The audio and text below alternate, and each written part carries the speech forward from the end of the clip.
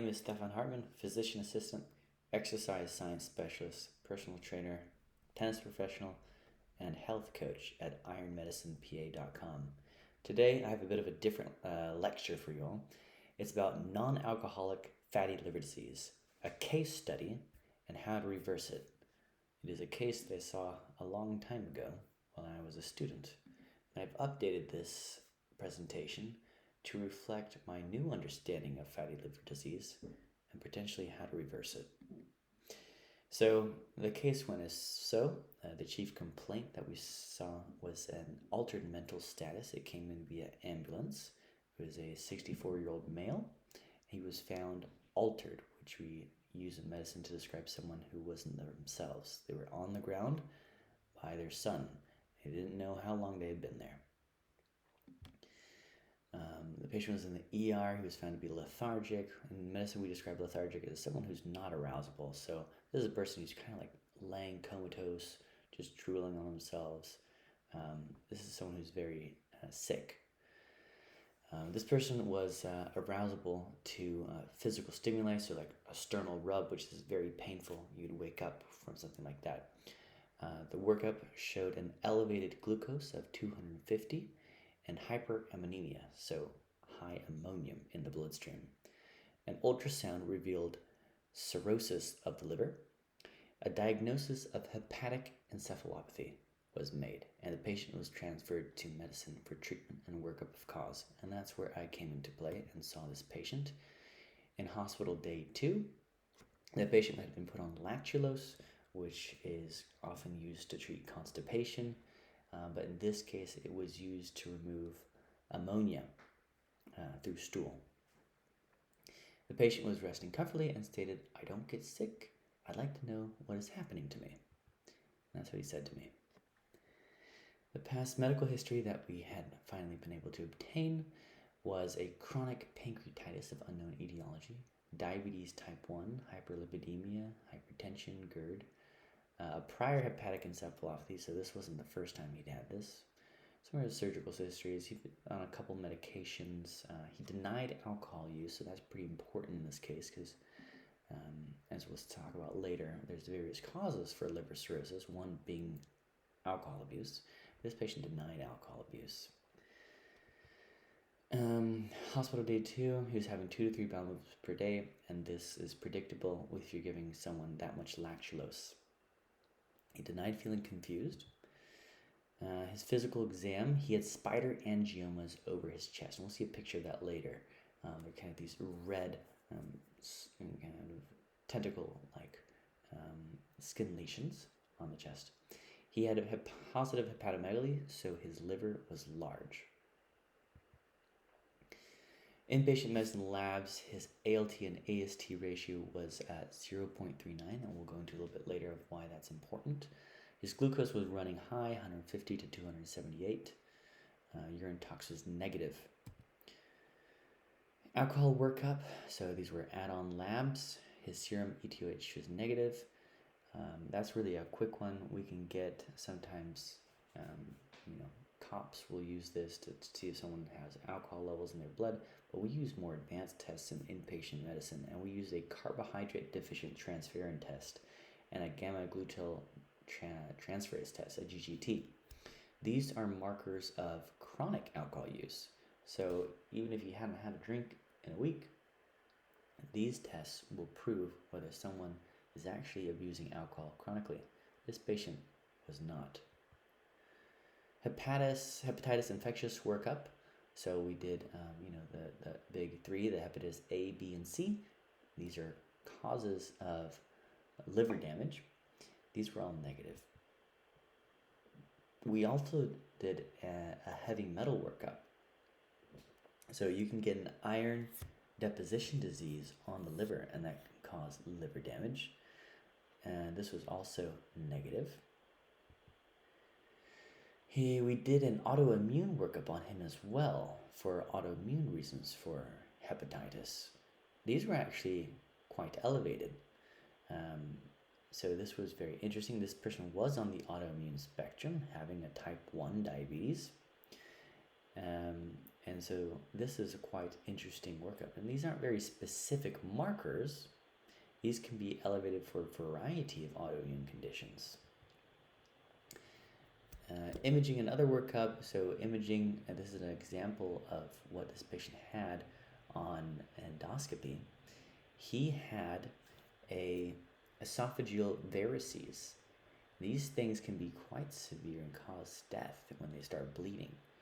So they banded these in the OR, and the patient was put on beta blockers. And all medical students will know out there that beta blockers are one of the medical treatments for esophageal varices. So the differential diagnosis, this is what we describe in medicine as what's on your mind. What are you thinking about? What's going on here? The number one would be hepatic steatosis. So that's basically fatty liver disease, mostly because it's the most common reason for liver damage in, I'd say, the modern world and also now the developing world. It used to be different. It used to be hepatitis, so infectious causes, maybe alcohol use, but now it's fatty liver. He had a couple pros for that, including the AST-ALT ratio. So that might be a trick question for some medical students out there is, what's the AST-ALT ratio consistent for hepatic steatosis? And it's less than 1. And this patient's ratio was less than 1. He also had some metabolic syndrome characteristics with the diabetes, the high cholesterol, a little bit heavier on the heavier side, not obese, but a bit heavier, had a belly. Cons, there was a couple cons for this, as we described, not morbidly obese. We do need to do a liver biopsy to rule out autoimmune conditions because he did pop up positive in the autoimmune spectrum. The next one on the list was autoimmune hepatitis. The pros for this was the IgA and IgE was greatly elevated. Chronic ADH was unlikely. The cons for this is that the patient was a male. It's more common in females. There's no history of autoimmune disease. It's extremely rare, and we need a liver biopsy to really definitively diagnose this. Others on the differential here, if my computer will work. Yes, here we go. Alcoholic hepatitis, always got to consider that one. A lot of cons to this. We really thoroughly looked into this, and this patient was negative GGT, negative carbohydrate deficient transferrin tests, so he wasn't lying to us. He was actually not a chronic alcohol abuser. So very less likely to be alcoholic hepatitis as a cause for his liver cirrhosis. Hepatitis C, B, and A, these were all negative on the test, and tests aren't perfect, but if we're looking at all these things and we're seeing a negative test, it's going to be lower on our differential as well. An interesting one is excessive nitrogen load. Esophageal varices, which could have been bleeding, causing nitrogen in the blood to be reabsorbed from the bowel. It's a bit of a stretch, but it was on my differential. So impression and plan was a pleasant 64-year-old gentleman with diabetes type 1 and pancreatitis of unknown etiology who presented with hepatic encephalopathy, now improving well with lactulose. Suspected cause is hepatic steatosis. Hospital course uneventful except for persistent hyperglycemia. And this is something we would say on rounds every day in the hospital when we went rounds with attending, the interns, the residents, the PA students, the medical students. There's a big group of us, and this is how I would present the patient. The plan was to refer to outpatient GI for liver biopsy and further workup for cirrhosis, dietary improvements and education on fatty liver disease, continue lactulose at home, and except for clonazepam and propranolol 20 milligrams BID to prevent variceal hemorrhage, so it decreases portal pressure. So let's talk about non-alcoholic fatty liver disease. So it starts as NAFLD, and we're seeing this pretty much in every CAT scan and ultrasound that we do in medicine nowadays. Every patient has some level of fat on their liver, especially if they're on the diabetic or obesity spectrum. They're pretty much guaranteed to have fat on their liver. We don't like having fat on the liver because, as you can see, this causes inflammation of the liver. This is what we call NASH, or steatohepatitis. Liver doesn't like to be inflamed. No body part likes to be inflamed. What happens when you have a chronically inflamed body part? Well, it becomes less less pliable, it does less what it's supposed to do. And in the case of the liver, it eventually turns to cirrhosis. And cirrhosis, you can envision like a leathery, dried up piece of meat. This thing is non-functioning. This is very bad. And this is basically a dead tissue. And yes, the cirrhosis can turn into cancer. So if you think about the progression of this, fatty liver disease can cause cancer. Pathophysiology, as we described, inflammation, fibrosis, from hepatic triglyceride accumulation. So you're getting that fat on the tissue. And the result is a change in the tissue from the chronic inflammation. There's a two-hit theory versus multifaceted theory.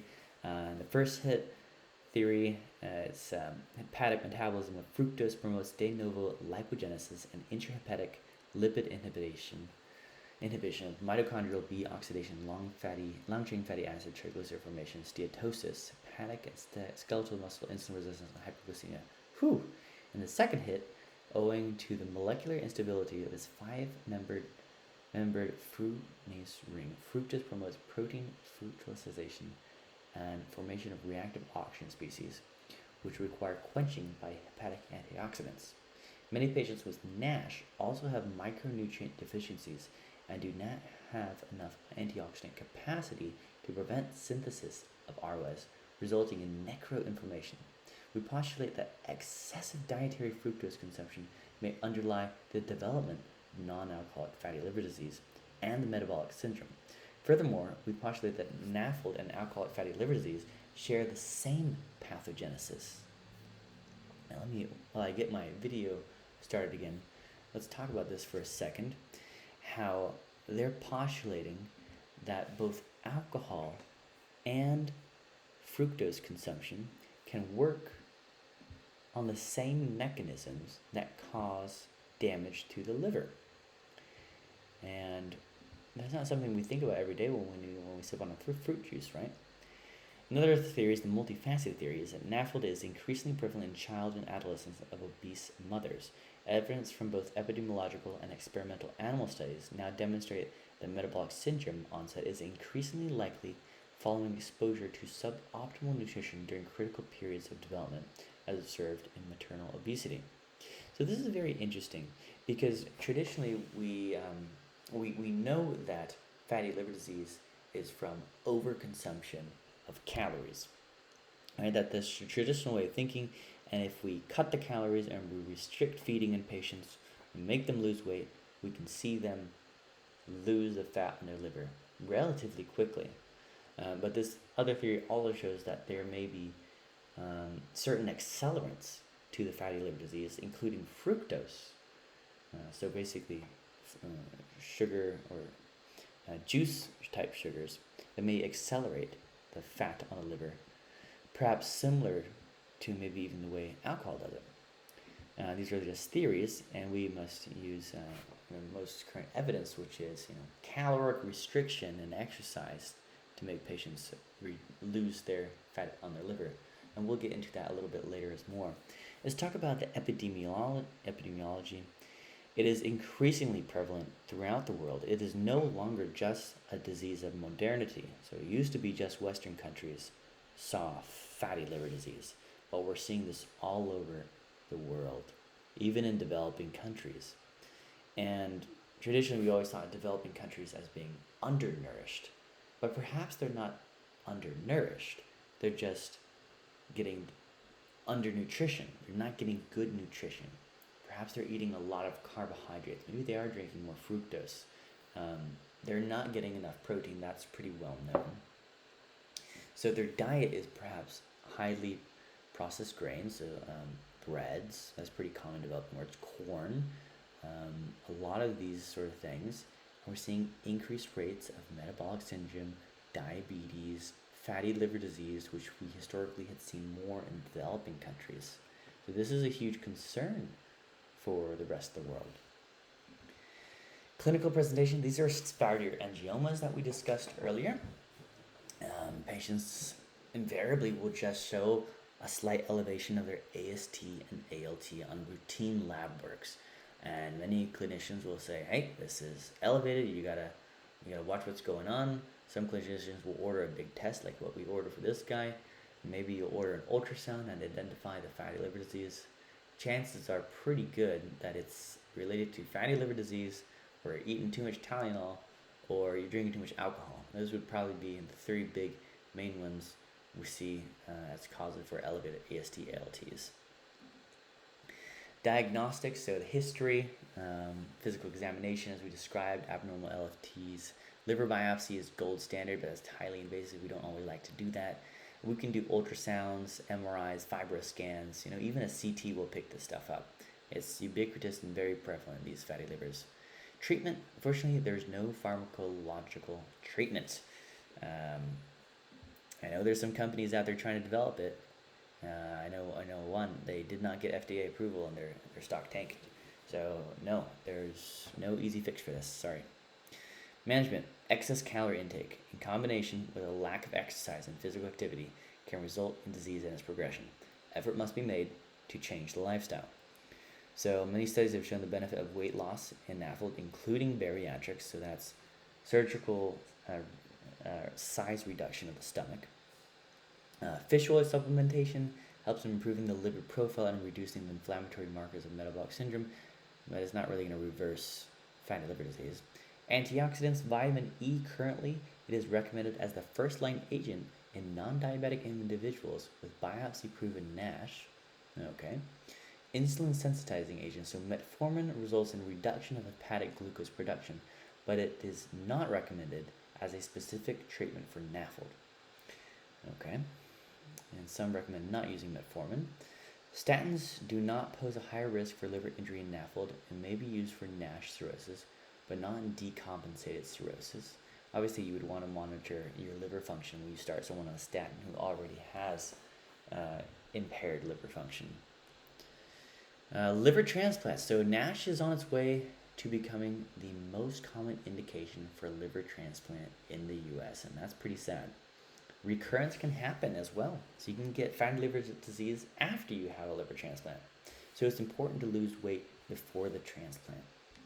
I guess that is the mainstay of treatment. So fasting, weight loss, and low carb as treatment. So let's look at some of these studies to reverse this. Effects on periodic fasting on fatty liver disease, a prospective observational study by Drinda, Neumann et al. I love saying that very fast. They showed that fatty liver disease significantly decreases in individuals with and without type 2 diabetes after a fasting intervention of at least 6 days. So that was a pretty remarkable study, and they just made patients fast, and they saw a difference in their fatty liver in less than a week. So weight reduction and improvement of fatty liver indicators are known to be interrelated. Our results indicate that even a modest reduction of BMI improved surrogate markers of fatty liver. Indeed, in nearly half of the subjects in the highest risk category, a BMI reduction of less than 5% was sufficient to induce a shift to a lower risk category. So this is pretty big. If you think about how serious fatty liver can be, just losing a little bit of weight can really improve your risk. There's a large body of evidence on the beneficial effects of carbohydrate restriction and hypocaloric diets on NAFLD.